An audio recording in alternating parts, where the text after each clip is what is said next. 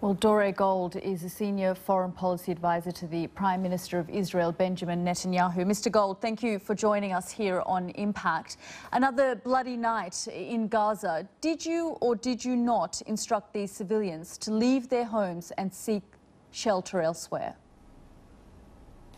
Well, systematically, Israel has pursued a policy of issuing multiple warnings to the civilian population when it becomes clear that the battlefield is moving in their direction. That involves dropping leaflets, the leaflets which have on them maps to show where to go. But in this particular case, before this school was attacked, did you or did you not inform them that that particular UN shelter was about to be hit? Well, first of all, as far as we're concerned, and I heard what the UN official said, this is being investigated. You know, just yesterday in the Shifa hospital in another part of the Gaza Strip, there was a huge explosion. Palestinian children died, and it turned out it was a Fajr 5 rocket of Hamas that blew up. So before you run and say Israel did this in a very difficult war zone, I wouldn't point the direction at Israel or at anybody. I would look into investigating that they informed you 17 times about the coordinates for this particular school. So is the UN lying?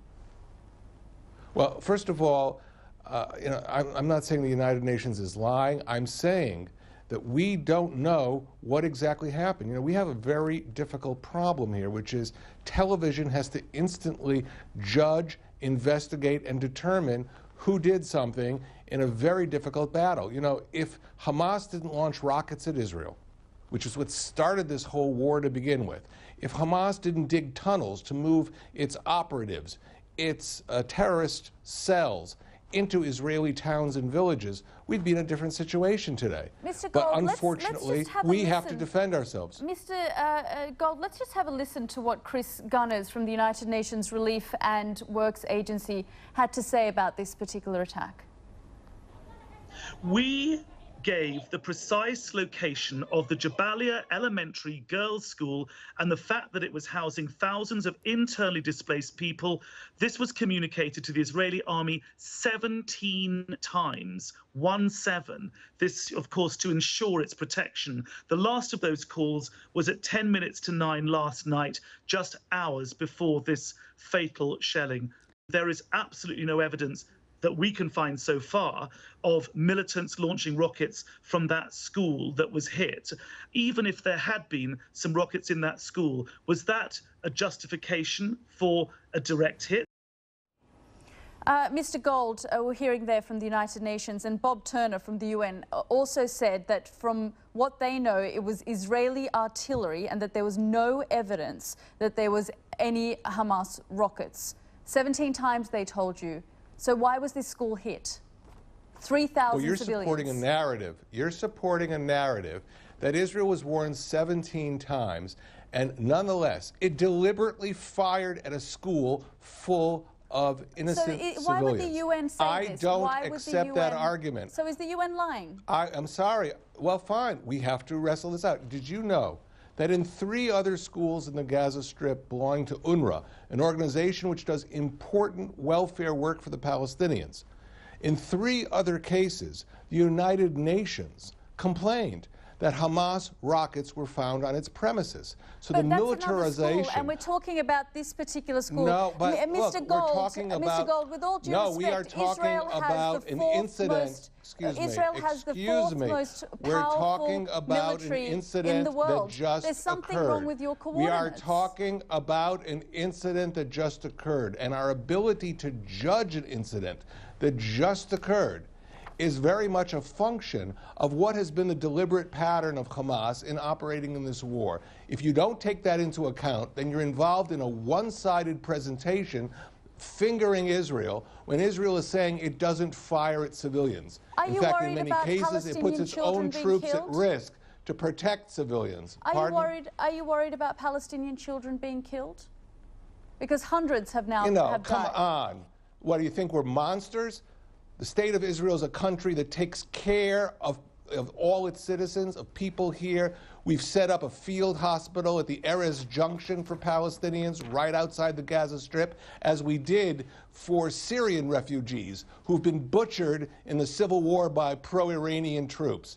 So please, do not ask questions of the people of Israel whether we care if innocent Palestinian children are killed. Of course we care, and the very question coming from the BBC is insulting to me, to my government, and to the people of Israel. Mr. Gold, this strategy is not working. So what is the future?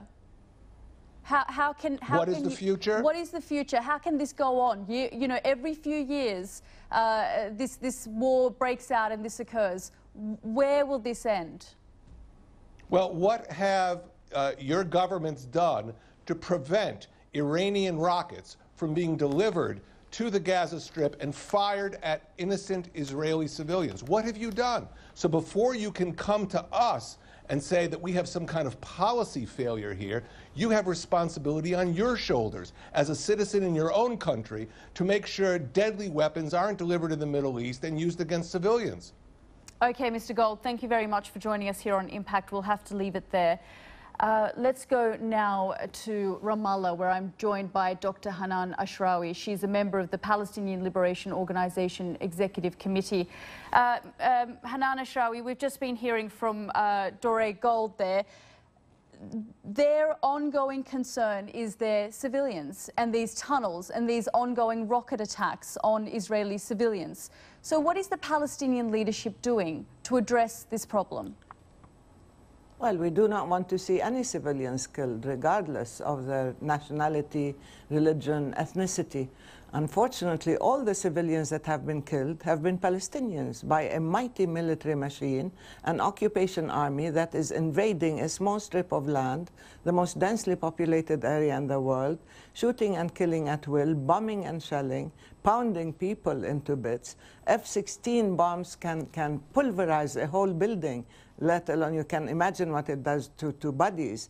So we have about 1,328 people, civilians, people killed. Dr. Ashrawi, 86% of them civilians. We've been reporting this. We've been reporting this and showing the civilian deaths. Exactly. But so it is not a question of civilians on both sides. The key issue for the Israelis are the tunnels. You know, and we hear from Palestinian leadership saying that it's not about... Tell me about the tunnels. What are you doing to address these tunnels? I'll tell you about the tunnels, exactly. When you besiege a place like the Gaza Strip, by sea, by air, by land, when you turn it into a massive prison, and then you habitually, every 2-3 years, you shell it, you bomb it, you destroy its infrastructure, you kill thousands of civilians. What do people do for self-defense? They don't have airplanes, they don't have tanks, they don't have Apache gunships, they don't have gunboats, they can't even fish in their own sea. So what do? Self-defense. These tunnels did not lead to the killing of a single Israeli civilian. You know what they did? But it killed soldiers. They went behind the tunnels. They went behind the army lines. They caused the death of Israeli soldiers. Of soldiers. And yes, because why should? And if the Iron Dome was not there, more Israeli civilians would be killed. No, and the tunnels were used for the resistance fighters to go behind the soldiers, the lines of Israeli soldiers, and to shoot at them. Yes, this is military strategy. I'm not a militarist, I'm a peace activist. Unfortunately, our voice wasn't heard.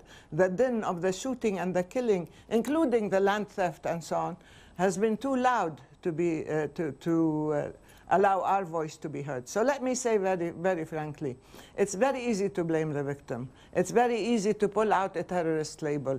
It's very easy to justify things like the destruction, the bombing of 91 schools. Dr. Ashrawi, as you know, this cannot continue. Did they all have weapons in them? Dr. Ashrawi, as you know, this is not sustainable. It cannot continue. So what are you doing to come to the negotiating table? Because Hamas continues to reject ceasefires.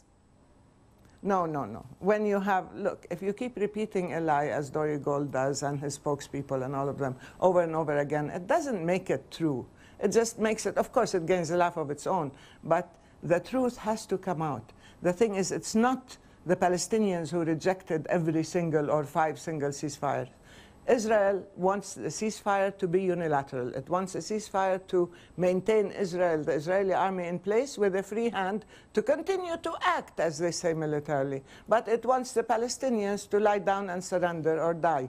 This is not the case. We want a real ceasefire where you have agreements that the conditions that led to this latest violation, to this latest invasion of Gaza, well, where will is stop. Mahmoud We Abbas? cannot keep repeating the same pattern over and over again. Where is Mahmoud Abbas? And do you think that you have let down the Palestinian people? In many ways, yes, I feel we have let them down. We have been desperate. It's heartbreaking. It's heartbreaking. I cannot see more children killed.